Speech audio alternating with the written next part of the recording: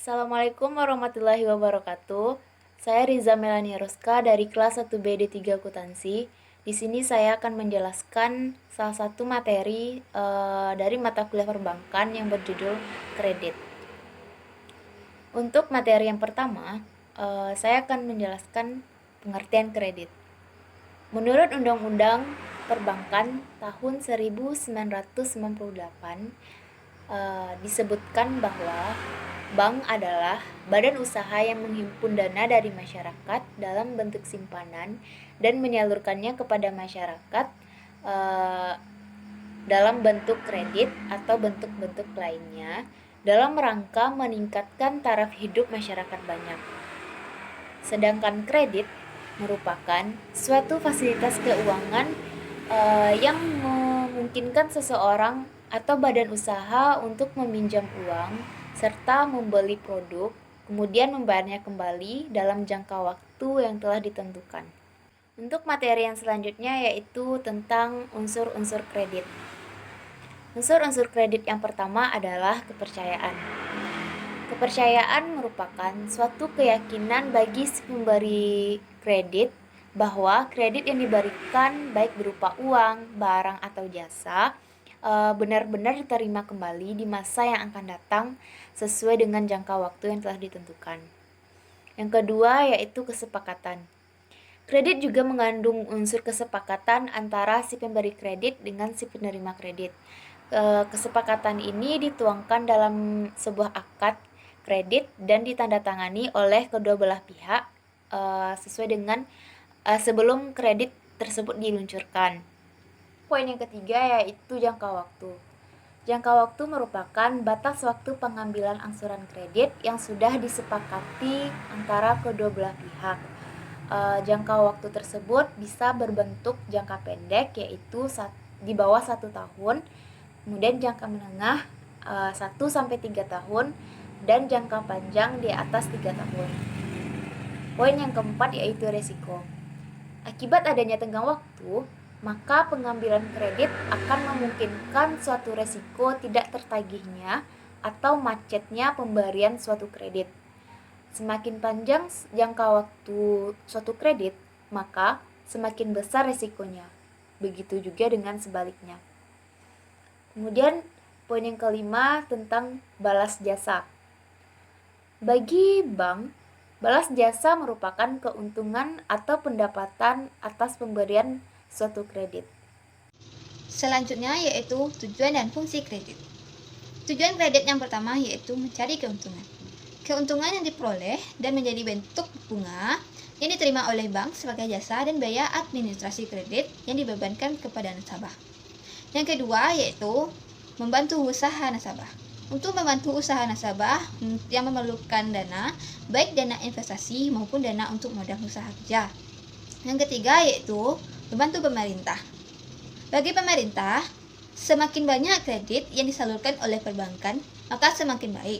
Ini berarti adanya kucuran dana untuk meningkatkan pembangunan seperti sektor real. Selanjutnya, yang kedua yaitu fungsi kredit.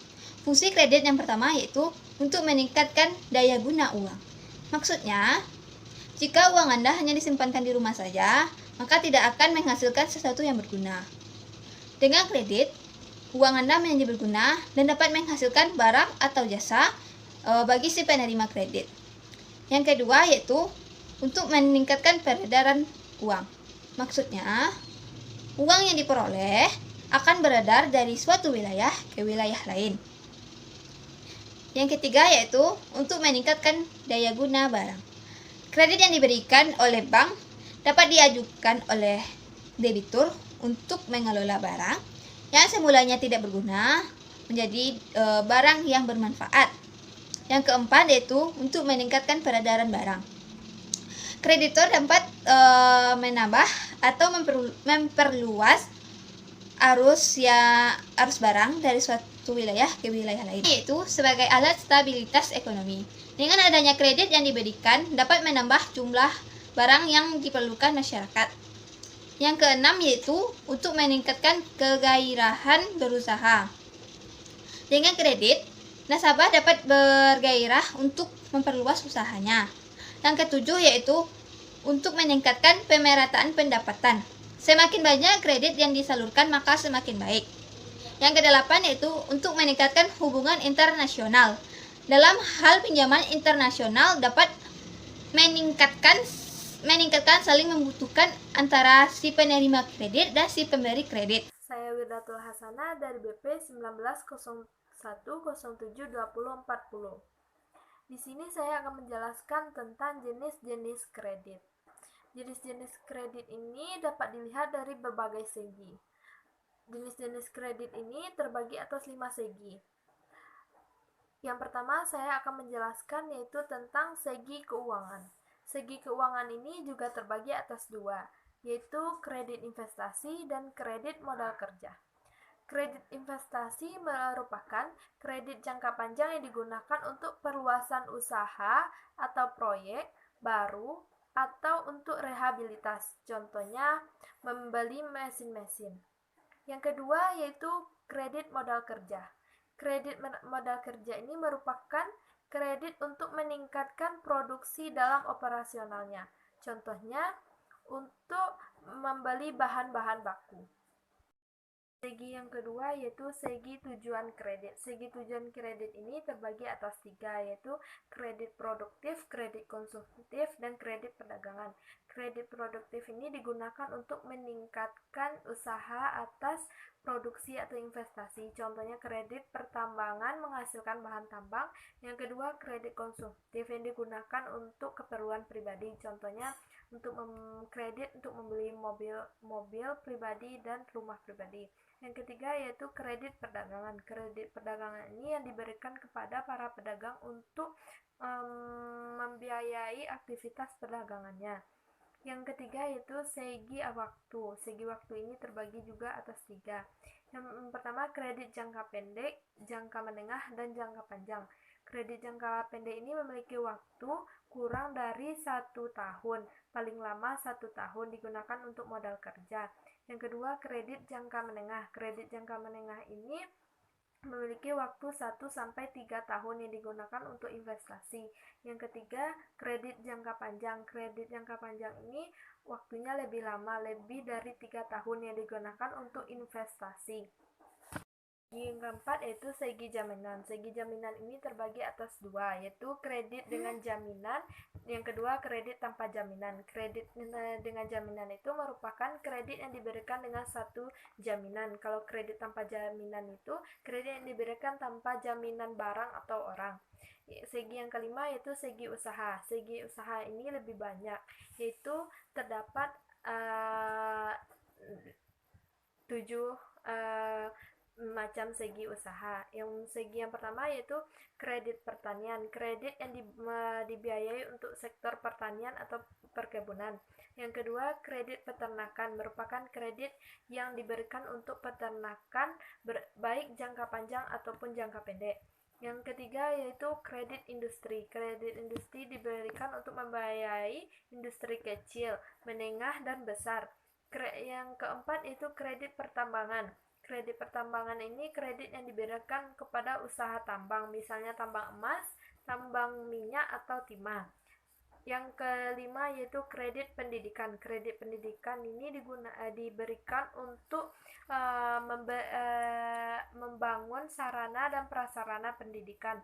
Yang keenam yaitu kredit profesi. Kredit profesi ini kredit yang diberikan kepada kalangan profesional seperti dosen, dokter, dan atau pengacara.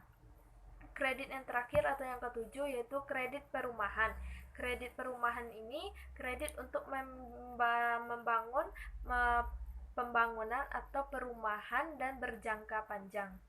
Saya Fitriani dari BP 243 dan di sini saya akan menjelaskan mengenai jaminan kredit dan kualitas kredit. Yang pertama yaitu jaminan kredit. Jaminan kredit terbagi atas 2, yaitu kredit dengan jaminan dan kredit tanpa jaminan. Yang pertama yaitu kredit dengan jaminan. Kredit dengan jaminan ini terbagi juga atas 3. Yang pertama yaitu kredit dengan jaminan benda berwujud. Yang kedua kredit dengan jaminan benda tidak berwujud. Dan yang ketiga kredit dengan jaminan orang. Kredit dengan jaminan benda berwujud seperti tanah dan bangunan.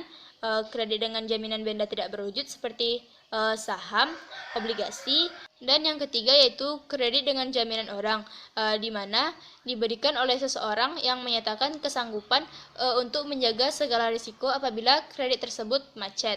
Yang kedua yaitu kredit tanpa jaminan, yaitu kredit yang diberikan bukan dengan jaminan barang tertentu. Selanjutnya, kualitas kredit atau kolektibilitas kredit. Tujuannya yaitu untuk mengetahui kualitas kredit sehingga dapat mengantisipasi risiko kredit secara dini, karena risiko kredit dapat mempengaruhi usaha bank. Kualitas kredit ini juga terbagi atas 3, diantaranya prospek usaha, kinerja debitur, dan kemampuan membayar. Yang pertama yaitu prospek usaha, penilaiannya meliputi potensi pertumbuhan usaha, dilihat dari kondisi pasar dan posisi debitur dalam persaingan, dan upaya yang dilakukan debitur dalam rangka memelihara lingkungan hidup. Yang kedua yaitu kinerja debitur, yang penilaiannya meliputi perolehan laba seperti struktur permodalan, arus kas, dan sensitivitas terhadap risiko pasar. Dan yang ketiga yaitu kemampuan membayar, yang penilaiannya meliputi ketetapan pembayaran pokok dan bunga, di antaranya ketersediaan dan keakuratan informasi keuangan debitur, kelengkapan dokumentasi kredit, kepatuhan terhadap perjanjian kredit, kesesuaian penggunaan dana, dan kewajaran sumber pembayaran kewajiban. Untuk kredit mikro, kecil, dan menengah, penetapan kualitas kreditnya terbagi atas 5, yaitu kredit lancar, kredit dalam penantian khusus, kredit kurang lancar, kredit diragukan, dan kredit macet. Yang pertama yaitu kredit lancar. Terjadi apabila tidak ada tunggakan terhadap pembayaran pokok dan bunga. Kedua yaitu kredit dalam penantian khusus, di mana terdapat tunggakan pembayaran pokok atau bunga sampai dengan 90 hari. Ketiga yaitu kredit kurang lancar, di mana terdapat tunggakan pembayaran pokok atau bunga sampai dengan 120 hari. Yang keempat yaitu diragukan, di mana terdapat tunggakan pembayaran pokok atau bunga sampai dengan 180 hari. Dan yang terakhir yaitu kredit macet, di mana terjadi tunggakan terhadap pembayaran pokok dan bunga di atas 180 hari. Kredit akan digolongkan bermasalah apabila telah masuk ke dalam kualitas kredit kurang lancar, diragukan, dan macet, di mana tujuan klasifikasi tersebut untuk menetapkan tingkat cadangan potensi kerugian akibat kredit bermasalah. Baiklah, itulah yang dapat saya sampaikan. Apabila ada kesalahan dan kekurangan, saya mohon maaf. Saya akhiri dengan Assalamualaikum warahmatullahi wabarakatuh.